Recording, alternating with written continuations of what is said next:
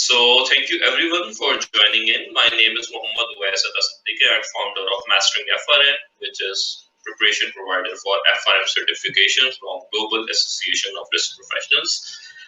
We are so blessed and we are so honored to have Asad Khan with us. Just a brief introduction. I won't say brief actually, but Asad Khan is currently working in one of the leading bank in UAE. He specializes in ERM governance, business process analysis, Basel and IFRS compliance, asset and risk valuation, borderline data validation, and risk audits. He's an alumni of New York University, and he has, I think, it's the longest list that I have seen probably in my entire life. So he has completed probably all of the known certifications that I have related to finance. So he has a master's degree in risk management. He is a qualified CFA and FRM, CSI certified bank auditor. He has completed his chartered accountancy also, and he's also a system auditor. He has worked in probably a lot of countries, starting from Canada, Thailand, then in Qatar, in the KSA, and of course in Pakistan, where he started his career. So without wasting a lot of time, I will request Asad to introduce yourself a little. I have give a brief background, but what has been your experience and what has been your journey so far? If you could just briefly explain. Hi, good evening, everyone, and assalamu alaikum. It's 9 p.m., 8 p.m. here in Abu Dhabi, and I don't know, probably 9 p.m. in Karachi and morning in Canada if somebody is has joined from Canada. So thank you very much, Oves. It is a pleasure to be part of this group and then sharing my experiences. I never thought that one day I have to sit with qualified people and then share my experiences. But I think a lot of time has passed, and then I never thought of that achieving all these so-called certifications. But the goal of the game is consistency. If you keep doing something small every day, and life takes you somewhere, definitely. And so I did my CA with my articleship from KPMG in Pakistan. That was a long time ago. Now when I look at back, everything like is long time back ago.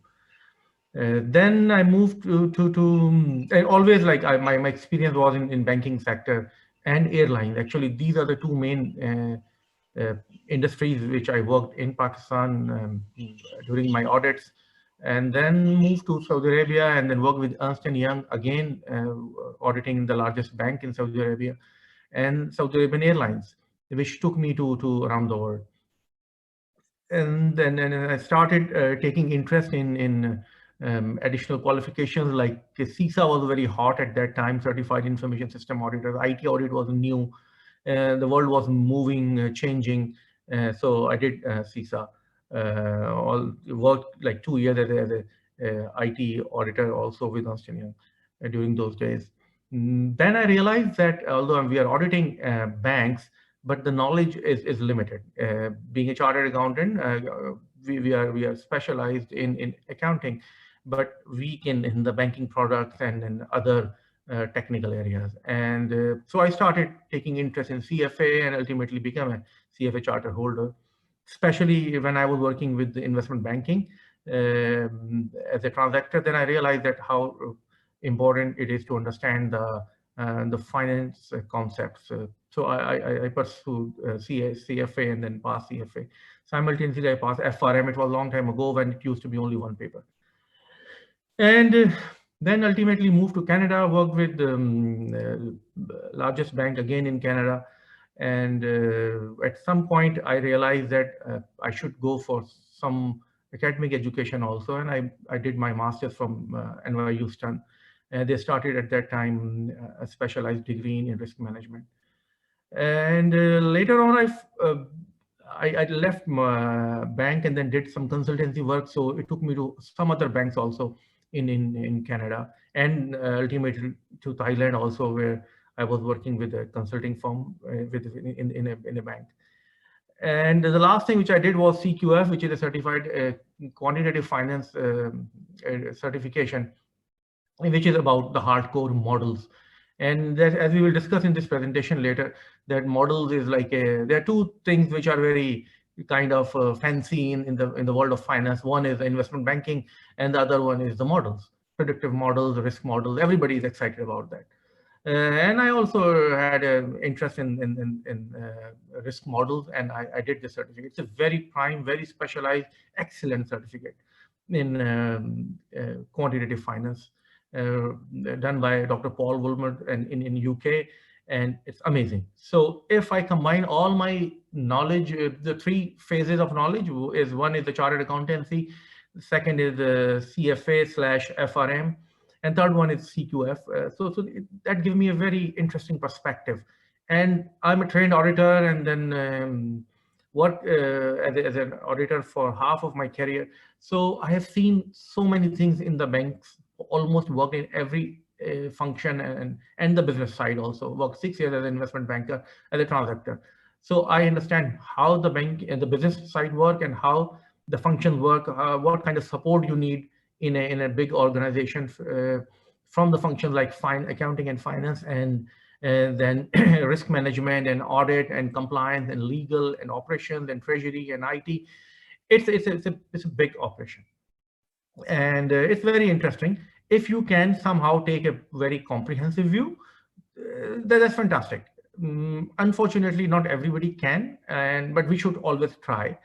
There is some effort required academically to build some technical knowledge from different areas, and then business knowledge, how you can use that technical or functional knowledge and combine into the business knowledge, and then it is good for a comprehensive view. So I think, shall we start the presentation? Yes. Thank you for such engaging words, and yes, you can proceed. To all the participants, we'll be taking some questions in the end. So during the presentation, if you come up with any of the questions, please keep writing in the chat option, and then we'll be taking some of the questions in the end once Asad finishes his presentation. Off to you, sir. Okay, so this is a very interesting topic which we picked today, is integrated risk management. Risk management definitely is taking a lot of interest from everywhere, and everyone is interested in this topic. So I thought that we should discuss it in a way that it could be useful for all of us. Probably those who come from an accounting background, mainly like chartered accountants or auditors, they have a different view of risk management. Business has a completely different view, and risk management definitely they have their own perspective. So this is generally like the one of the biggest issue which I have seen around the world when I work with the banks in different countries and different regions, different continents. Actually, everyone work in isolation, and that creates a problem, because especially for the risk management, because then you lose the overall view. You have a very limited view available. So when we talk about integrated risk management, so I was thinking about broadly, and then I realized that this topic is basically a combination of two distinct ideas, and this is how we should discuss it today.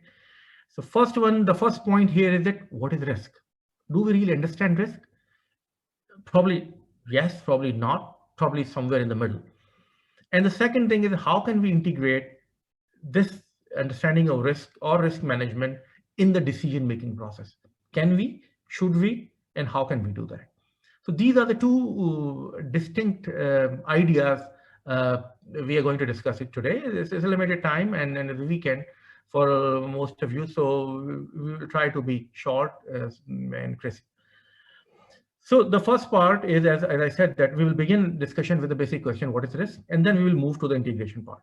And I will seriously try to avoid using a lot of jargons like big words, which is very common in our financial services industry, like big data and then machine learning and then artificial intelligence and cryptocurrencies and derivatives and all these big words. We'll try to avoid and keep it simple so we can really understand what exactly we are talking about.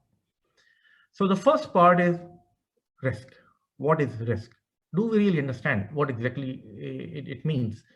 So before we go to the risk, actually, let's see how, like, generally, like different type of people, not necessarily working in the financial services industry, they talk about what they see or how they perceive the risk is. So I just wanted to share a few quotes on the risk. And the word which I wrote it on top of the slide is just kind of fun, nothing more than that. Because as I said earlier, that we all like to use, like, technical words and big words. And as I grew up on the streets of Karachi in 80s and 90s, we call these, this is called like bharam. So I said, okay, these are my bharams on risk codes. The first one is, as everybody knows, but these are serious points actually, despite making fun of these words. No risk, no reward. Everybody understand that. There's nothing, if something like this is like a law of nature. I call it law of nature. If I really, it is really make me nervous if I see that something is happening out of common sense. It's not going to happen long term, and it's going to break at some point of time.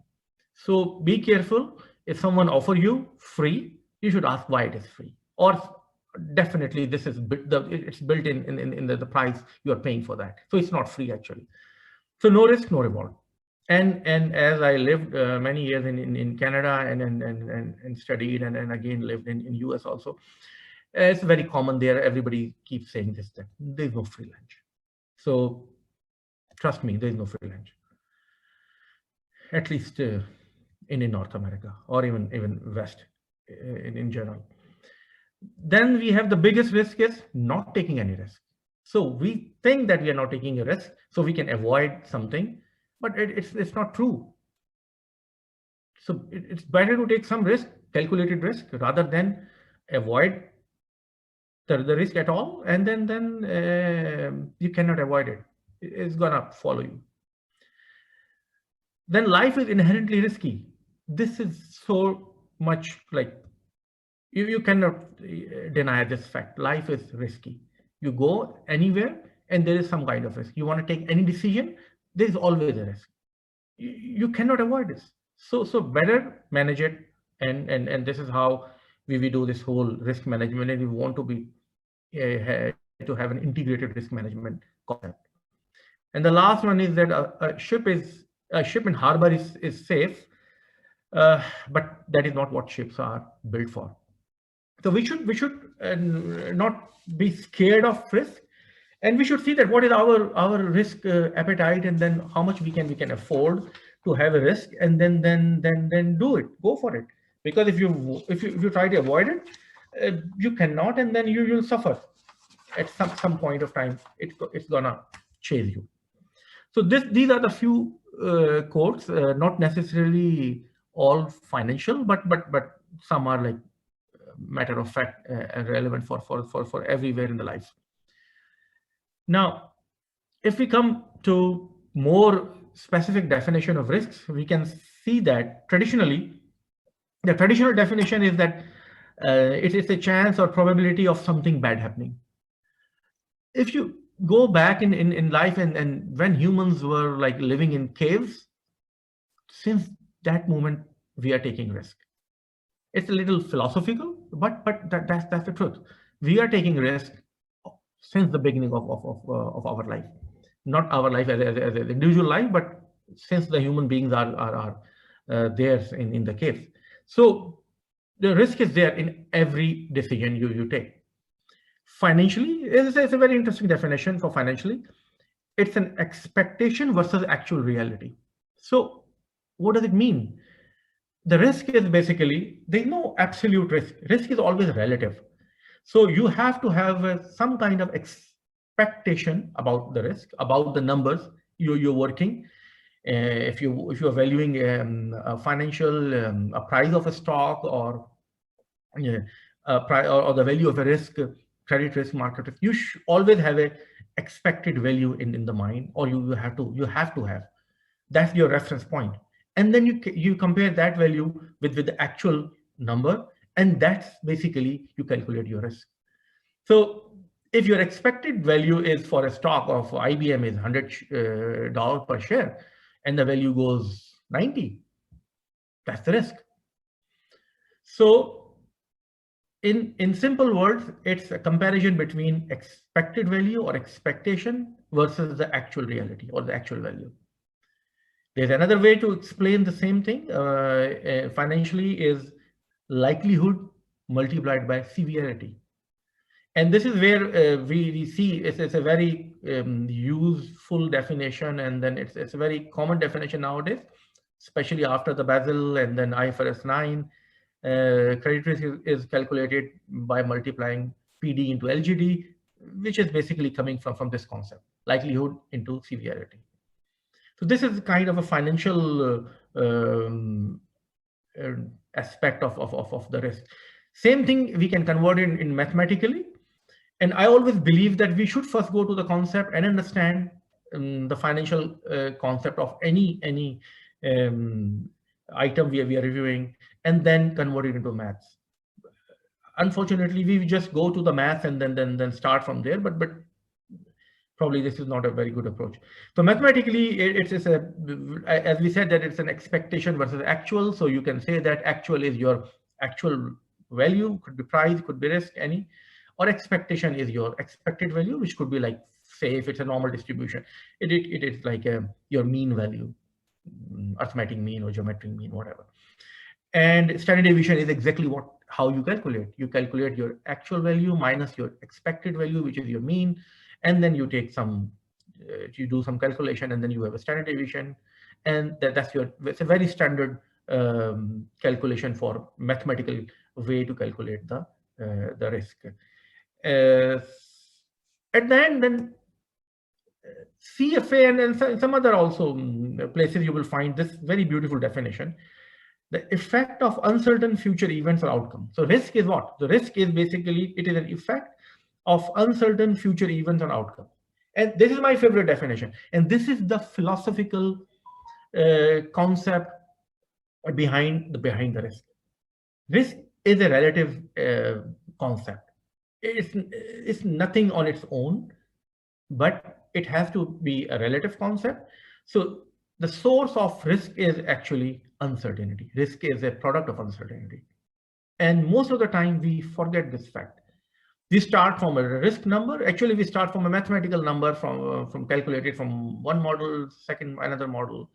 It could be standard deviation, it could be VAR, or it could be your PD into LGD type of calculation. And then we start like talking about risk.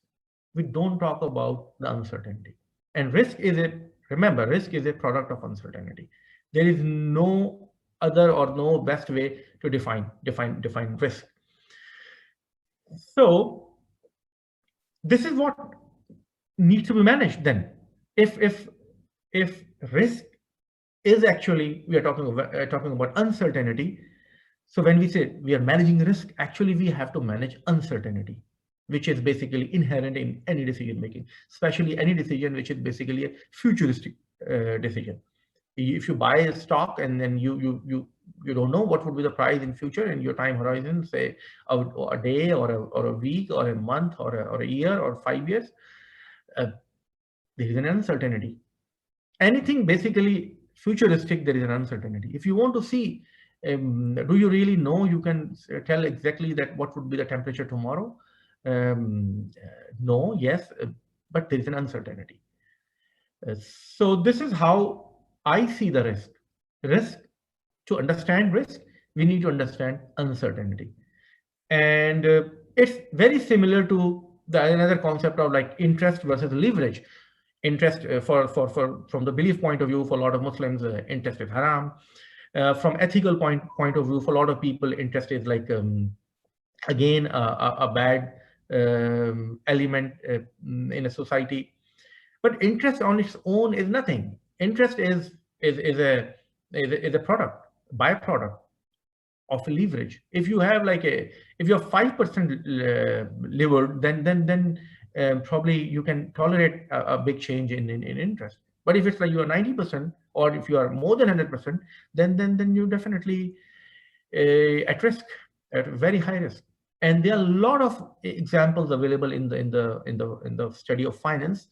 Then some are very famous, some are not that known, but mostly it's leverage which create a problem. Like for example, LTCM, long-term capital management, it's a very famous. Every business school first day they teach you. So similarly, when we study risk, we should basically study uncertainty first. And let's see how.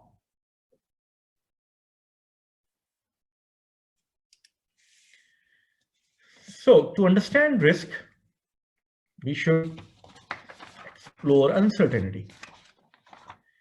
So as I already said that the real source of risk is uncertainty. So in a very simplistic world, in a very simple way, if we need to understand in any futuristic decision, there are two possibilities. One is that the outcome would be positive, and the other could be negative. If it is going to be positive, and mathematically you call it a right tail, or risk management basically you call it a right tail, because assuming it's a normal distribution. So which creates an opportunity, and this is how you make money in the business. Whereas on the other side, if it is a negative element of uncertainty, the outcome is negative because of the uncertainty. This mathematically you call it a left tail, again in a normal distribution. But this is what you need to manage. The question is, if you're really completely going to avoid that negative side of uncertainty in a decision-making process, you're not gonna then probably make any money also on the other side, which is the opportunity side.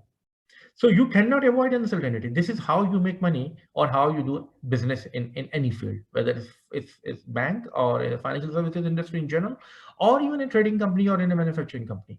You play on uncertainty, and then you try to be on the right side of the normal distribution, or on the positive side of the uncertainty. It's a range. It's a big range. Similarly, like we have another range, which we call it greed and fear in stocks, especially in the portfolio management. It's very common. It's a big range, and the two sides. And the one side is you have a fear, and the other side you have a greed. And maybe the normal life is somewhere in the middle.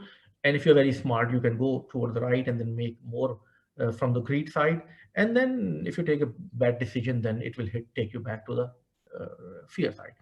Similarly, as I said, that in uncertainty, we have two sides. One is the opportunity on the positive side, and then the other side, the negative side is the fear. That's why I firmly believe that any decision which we take, it has to be in a range. There is no point estimate. Point estimate means one number. If you ask me what is the price of IBM a week, I should never say that it would be $100. It could be 92, 110. And then you can make your own probabilistic numbers, and then see that which side you are more comfortable, and then what is your risk appetite, and what is your risk tolerance, and then you take your decision. So remember that any decision has to be in a range. Never take a decision in a point estimate, because this is the first lesson for the risk management. And at least then you can document this properly, and then the more you document it, then the more it's visible for everyone, and then you can take a more informed decision. It's all about taking an informed decision. There are risk. Most of us are like risk averse people.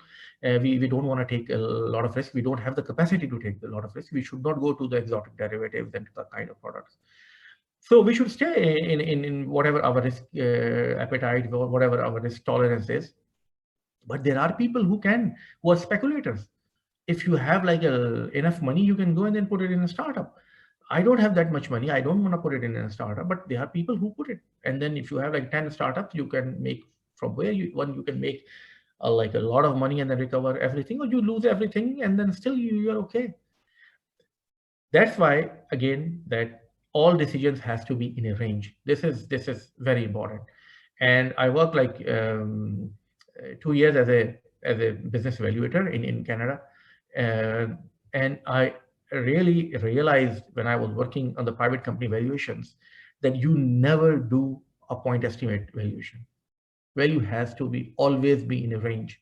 Same thing I believe is for the risk management or a risk measurement, which is basically part of the decision making process. Any decision you take, any budget you make, any product you launch, it has to be in a range. And then everybody can see that which side it could go, or what is your minimum, what is your maximum, and then it will be a more informed decision.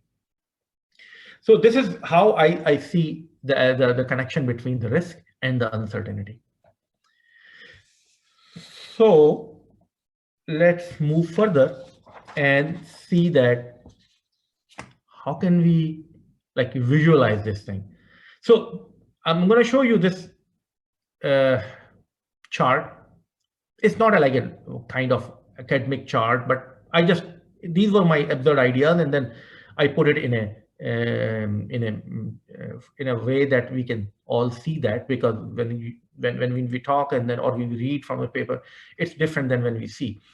It could be made in a different way. That's fine, but this is how I see that. You have the starting point on top of the decision making process, which basically inherently uncertain. Any process, any decision making, anything in your personal life, your professional decision is always uncertain. There is an element of uncertainty, and it could be a negative uncertainty, which is basically risk. And then this is what you need to manage. And to manage, you basically first try to measure it. This, we call it risk measurement. And then ultimately you go to the risk management. The red line which I drew at the top is basically to show that decision making and risk management at par, just to show it that the both two points are at par. They are very simultaneous, and they should be taken at a very same point of time. Unless if you don't do this, then there is a problem. And this is what probably this whole discussion is all about. This is what I call it integrated risk management, that whether you are taking these two decisions and the risk management at the same point of time. So this is just to visualize this whole discussion. If you have to like show one chart, one diagram, or one slide, probably this is the slide I would like to show. So this is basically how I see the risk. And then we can measure the risk. Definitely there are models to measure the risk, and there are a lot of techniques. I still remember, like, credit risk is probably the most simplistic way, but it's the most impactful point where everybody would like to focus, because in a bank it's like a 70% or 80% sometimes the portfolio is credit portfolio. Market risk is very exotic, but the impact is much smaller, unless you are a big trader. For a commercial bank, the impact is much lower. And then you have operational risk, and nowadays even more reputational risk kind of things are there, which are all part of operational risk. So like credit risk, for example, has I can tell you the whole like a long story on that, but in simple way, I used to audit banks in Pakistan as part of my articleship. And at that time, credit risk was like, it was like completely like you perform a credit review of files, and then based on the prudential regulation, basically, which is like classification of loans into 3-4 categories, like normal, OLM, and substandard, and then doubtful and loss. And there is a percentage you apply, and then you calculate your credit risk number from there, and then how you calculate your provision. After IS 39, this whole thing has moved a little bit more, actually become more mathematical, and the models came in, and then it was more objective rather than subjective. But still, it was like more historical based. You use historical data and then use that to calculate a provision. And ultimately, IFRS 9 came. In US, we call it CECL, which is still going on. But IFRS 9 already been implemented in a non-US world, where IFRS are applicable. And IFRS 9 has changed the whole thing very dramatically. They have brought in the futuristic view, a more forward-looking view, and then you have uh, you try to incorporate the impact of economic variables and future. Uh, Before IFRS 9, even actually when on the simultaneously, like you have two spectrum going on parallel. There are two parallel world. One is on the provision side, and the other is on the or I would say that one is on the financial side, accounting side, and the other one is on the regulation side, which is the Basel. So one is the IFRS side, and the other is the Basel side. Basel mostly regulate the bank's capital, and IFRS generally regulate your accounting and then your provisions. So this is how Basel has introduced the element of forward-looking, which is like in a credit world, you have like a PD and LGDs. So probability of default and loss given default. As I said, that this is like a likelihood and severity in a non-mathematical world. So the point is that the risk measurement is going very futuristic, forward-looking, which is good, but it becomes difficult, and then that brings in a lot of models, predictive models, very fancy. Everybody loves models, and then we are very. It's like we are impressed. We're obsessed. Actually, right word is obsessed. We are obsessed with models, whether it makes sense, no, but it's like a black box. But still, it's there. To complete this whole discussion of risk measurement, I would say that risk has to be measured at 3-4 stages. The most important stage is at the time of pricing. When you price any product, any loan, any other financial security, debt, equity, derivative, anything, you have to measure the risk which is inherent in your decision, market risk mainly, or but any type of risk in your price. So if your pricing is not correct, you are on the mercy of like future uncertain elements. So the best point of time when you can handle this risk and measure it and incorporate in your decision making through the basically the pricing. In banks, we call it like RAROC, or there are different terms, risk adjusted return on your capital kind of things. Then the second point of time is periodic, which is when you want to incorporate um, your risk, which was not taken in the price, but now it's there through your provisions, a periodic provision, generally monthly provisions. So you again do a comparison from the time it was priced and now at reporting date, and then you compare it and try to see that what is the actual difference between these 2 points, and then you try to calculate a provision and record it. Then the third point is your capital, which is your so in the pricing and in the provision, you try to incorporate your expected risk element, and for the unexpected risk element, you go through your capital. So anything which is not expected, you try to put it through the capital. You should have enough capital, so something unusual, unexpected happens, then you have a buffer in the shape of capital. And the third thing is your systemic risk kind of risk, which you can even not predict. It's beyond your expected risk and unexpected risk part, is basically your systemic risk or something else, anything other than anything like which is not captured in your expected risk and your unexpected risk, is basically your we do some kind of stress, and then we see that can we really tolerate this kind of situation where your market goes down. People try to use like a 6 sigma or 8 sigma. Sigma means standard deviation, and then see that if your can you really your profit net income can tolerate this kind of stress. So this is how you measure risk, and then you take this risk into back in my this diagram to risk management, and then you see that whether your decision is right or wrong, and then it's a loop, and then you go back and then based on this feedback you try to improve your decision making. So this is how I see the risk. And in a summary, risk is nothing but a element of uncertainty, which is the negative uncertainty. And the best way to handle this is to incorporate this whole uncertainty in your decision making process. And so this take us to the second part of this presentation or discussion, which is basically the integration part. This is the second part, which is the integration of risk in decision-making process. Again, the basic question: how and who will manage the risk in forward-looking decision-making process? Is it upstream or downstream?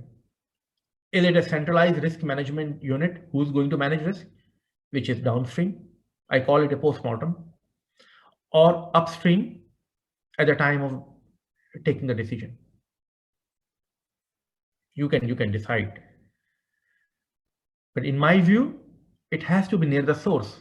Otherwise, it's just a postmortem. So you can like, it's like a doctor. You go to the doctor at the postmortem and then say that, can you diagnose what was the cause of the death? No point. So this is the basic question. In reality, theoretically, it should be like by now. This is now the terminology which I'm going to use it like this is a common terminology in the banks especially. So we call it 1A, line of defense, which is basically the business, or sometimes 1B also, which is the risk. There are risk people sitting in the business. So it's basically first line of defense. This is the theoretically it should be there, but ultimately in this real world, what happens? The responsibility basically fall on second line of defense, which is the centralized risk management, and that's why we have everywhere we have a centralized risk management department, and then this is where we all people like me work, and then we try to manage the risk. Or sometimes no one. There are situations where no one is managing the risk, or at least no one is actually probably listening the risk. Because the reason is that because the risk management becomes just a risk reporting. So you prepare a report, you send it to someone, nobody take care, nobody take an interest on that, and then nothing happens. And the world is full of like this kind of instances where things were going south, and then nobody was listening, and then at the end it was too late. That's why like one should try to document, and one should try to speak up and at least document if you have some concern. There's nothing wrong in that. Ideally, the risk integrated risk management should be part of decision-making process, as I said earlier a couple of times. It needs to be, but it needs to be phrased and documented very professionally and in a politically correct manner. And the reason is that because it becomes an issue. As a person like me who has worked in at least 4-5 departments of a bank, in a business where I had no interest of risk management, or I was not interested in somebody raising a question on me. I did a lot of big IPOs and private placements and M&A transactions. Not interested as a business because I just want to make money, and I can push the functions hard, very strongly, and the management is gonna favor me because that's how it works. Then I have worked in finance, I have worked in audit, I have worked in risk management, I have worked in operations and IT side also. So that's why I'm using the word politically correct manner, that if you want to convince the business, that it has to be at that point of time. If you want to really manage the risk properly, it has to be at the decision making level. You have to phrase it in a very smart way. And I call it, it's a value addition versus policing. Nobody likes policing. And the risk is, it's very difficult even to convince the management how, it's like an operational risk dilemma. You go and you want to say that, okay, if you don't spend money on the systems, on the quality of the people and the procedures, you will have you can have a loss of X million. It's very difficult to prove that unless a disaster happens. Right now, for example, in my whole like 30 years of professional career, first time I have seen that people are like realizing that the importance of operational risk because of the COVID situation. Everybody's okay if you can work from home. You don't need to business travel because of the situation. Otherwise, it's very difficult to convince because it's very intangible. So all those negative elements in uncertainty, which we call risk, intangible part is difficult to justify unless disaster happens. So I mean, the one approach is that, okay, keep sitting and then waiting for the disaster. Then it's too late for everyone. Or otherwise, create a business case, which is a value addition case. So don't police, be like a partner in the value addition. And we can see that how we can do that. So I have created some high level points which we can share, which I can share with you guys, and we can discuss at a later stage also. This is the same diagram in the next page, and then this is where I'm just overemphasizing on this whole discussion that remember not to limit risk management or risk reporting, or not over fancy prediction modeling like investment banking. As I said, that I still remember and miss my investment banking days. Well, it's too late maybe, but you never know. So these are basically the key points. The first one, I say that culture, it has to be from top to bottom alignment. Well, it looks like again another jargon, but it's important. The culture has to be there. People have to listen and the importance and how it happened. That then, as I said, that bring value addition. Unless you bring a value addition, even if there is a culture on the paper, and practically it will become difficult to implement. Real feeling, there should be a real feeling of value addition. It's not again on a paper. People should feel that you are adding a value, being a risk manager. I have seen even in one of the largest banks I worked with in Canada.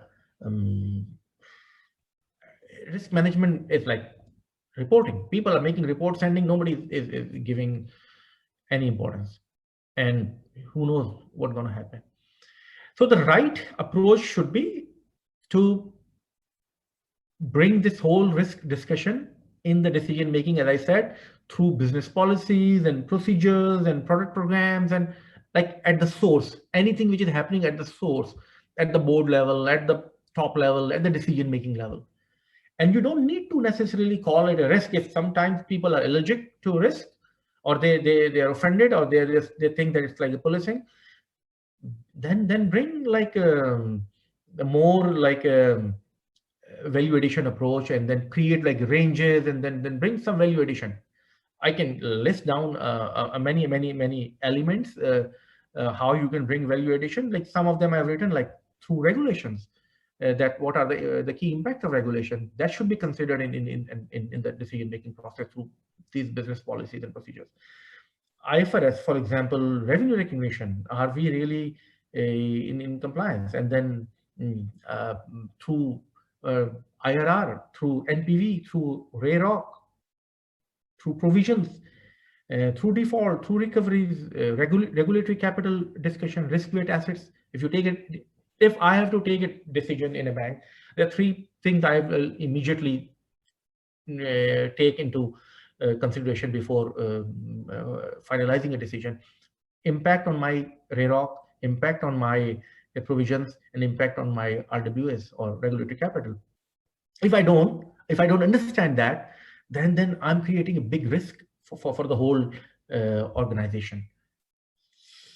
Then you can have like some kind of range, as I said initially, that all decisions has to be in a range format. There's no one point estimate, budget or anything. Then you run some stress scenarios on that, then use best practices and identify the risk factors hidden in that decision. So these are the few examples. Technical knowledge sharing is very important, and there is a very one common phenomena I have seen around the world. I worked in like multiple different continents and multiple organizations. One thing is common: nobody want to share knowledge or information. Why? No need to share. The more you share your knowledge, the more it's discussed, the more it becomes transparent, and the more you can improve your knowledge, because nobody knows everything. And then you can improve it further. It's like a feedback loop. Create that feedback loop by sharing more. And the more you go, because businesses probably, they're not technically that strong mathematically, but they're good in selling products. I used to go with my private banking guys around the country, in Saudi Arabia, in Qatar, actually in the Gulf region. We used to go around with them because they were very good in selling. They have a lot of network, and they have confidence of those high net worth individuals. But they need some technical support. I used to go with them as a technical support. And it's very common everywhere. I work with Goldman Sachs also here in the Middle East, and then I've seen that they always used to do this in a pair. One person with a network ability, and the one other person with a technical ability. And we should have like an efficient systems in the organization with new technologies, including like I'm a big fan of artificial intelligence and machine learning, beside making jokes on that. But we have to incorporate all those technologies. Otherwise, we cannot be efficient. We cannot be competitive. And right now, I'm hearing a lot of stories on the frauds going on around on the cybersecurity issue. Cybersecurity is a huge thing.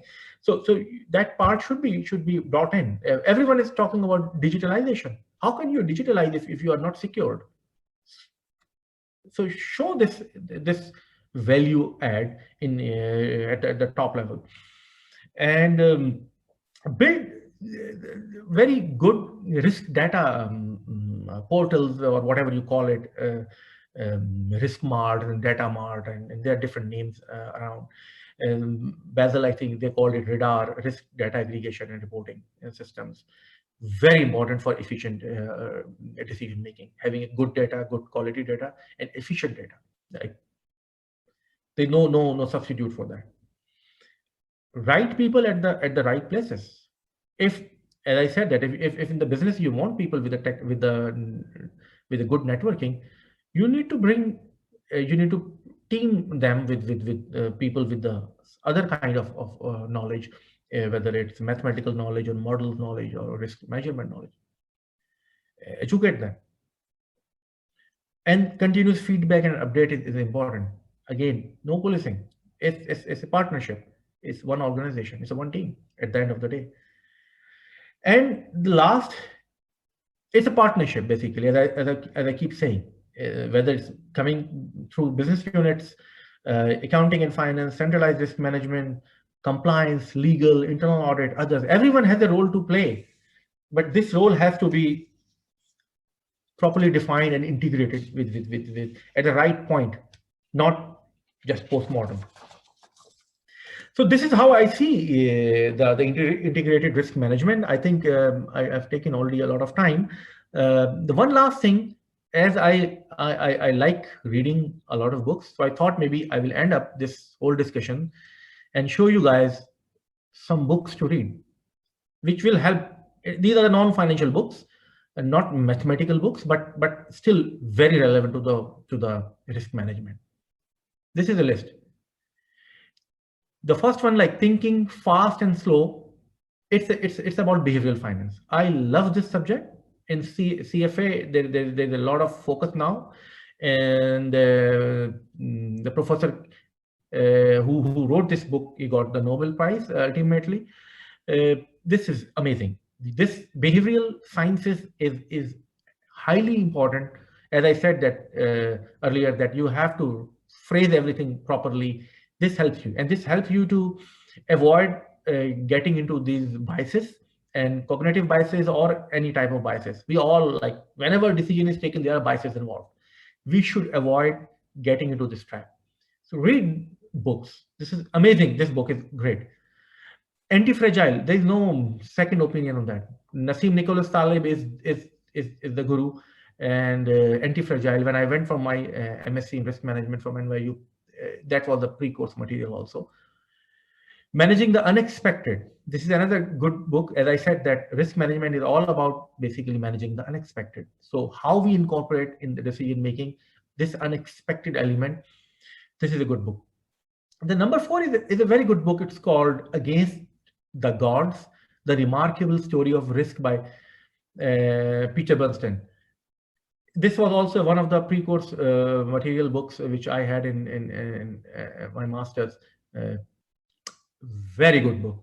It really takes you to the 16th century and then tells you that how it used to be done at that time, and then how when the trade started in Europe, and when people were taking their goods to other countries, and how the risk management started at that time, 16th century, 17th century, how then probability came, and then how this whole foundation was built at that time.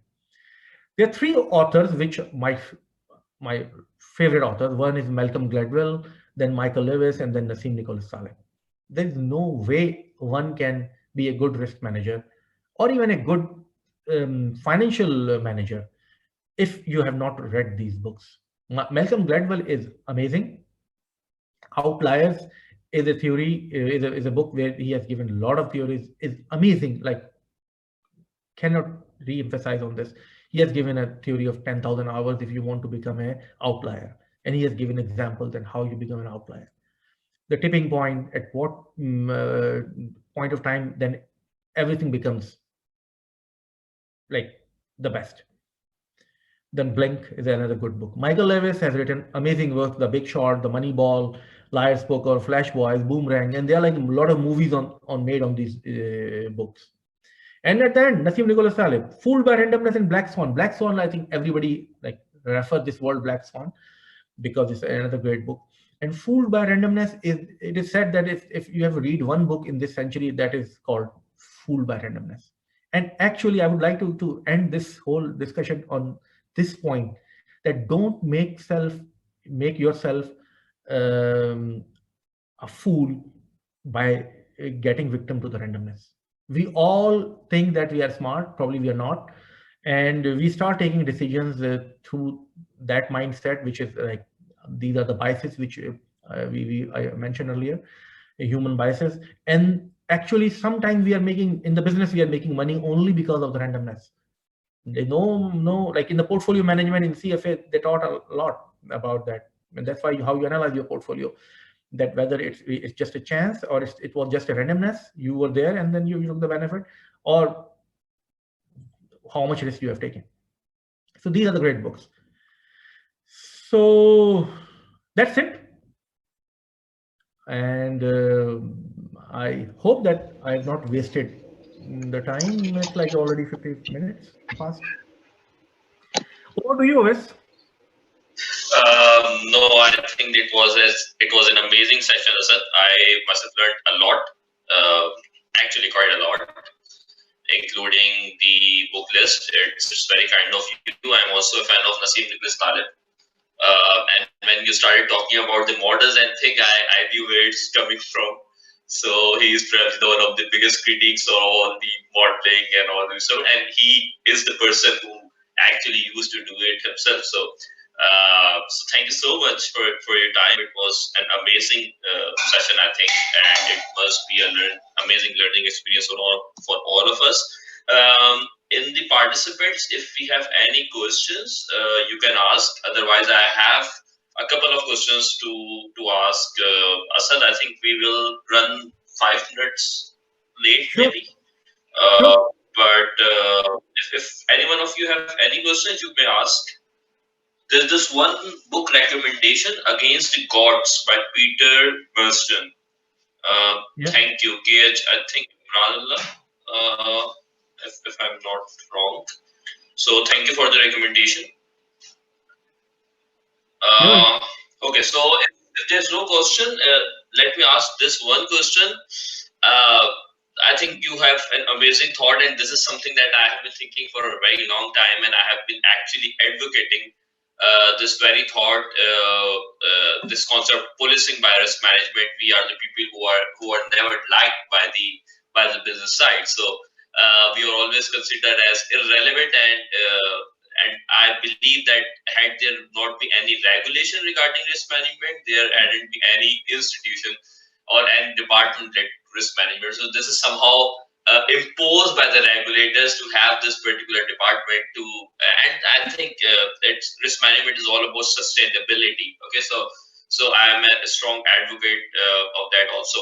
So my first question is this integrated risk management concept. This is an amazing concept, but what do you think is the biggest challenge that organizations actually don't think about it? They don't just seem to be thinking that in that particular direction, because this seems to be obvious thing. If you start adding value to the business, they are going to adopt it. But this is like this. I don't know. What do you think? What is the major challenge that we face? I think you answered yourself that the basic issue is the perception of value addition. So you have to really add value. Should not be policing, and but it has to be like remember, like business is sitting there to make money, and they will go to any end and then try to do. So you just cannot be saying yes. You cannot. You don't want to play a role of yes man, definitely. But on the other side, you have to keep an interest of the organization also. That so you make money also. So this there's a fine balance in the middle, and the more like methodological you are, the more objective the discussion is. People gonna listen. How can you anybody say no to something which makes sense?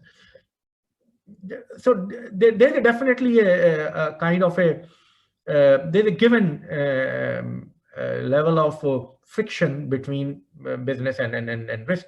That's given, but still you can add value.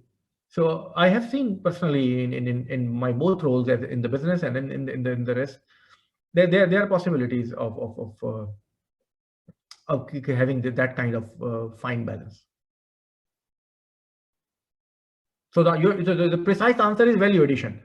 So there's just another question that since IFRS 9 came after Basel 2 advanced approaches, have the banks relied on Basel advanced CECL model data to transition into IFRS 9? I'm not sure that you'll be aware about IFRS 9 implementation in Pakistan or not. I'm not about Pakistan, but I worked on IFRS 9 in Canada, and I worked in UAE here, and I worked in Thailand also. In Thailand, I was working with the SAS, which is IT firm, so working on the models implementing. So these three regions I have seen, and so and there's a lot of discussion going on that. Definitely, I don't think any banks probably using here in the Middle East advanced approach, but on the Basel side, I'm saying. But the point is that there are differences in the calculation between the Basel and then the IFRS 9, especially like for example the PD calculations. One is the point in time, the other one is through the cycle. So the question is, do you have the enough capacity in your system? Then you convert one way of calculation to another way of calculation. Uh, I don't know. I mean, why not? But it's a tough choice. So better. That's why you have to have a good systems. And if you can convert, you should. There's no harm, but it's not an easy task to convert. Okay, all right. Thank you so much, Asad, for your time. It was an amazing session. I think I'm sure that participants must have learned a lot. and we'll definitely be inviting you for other sessions also. So this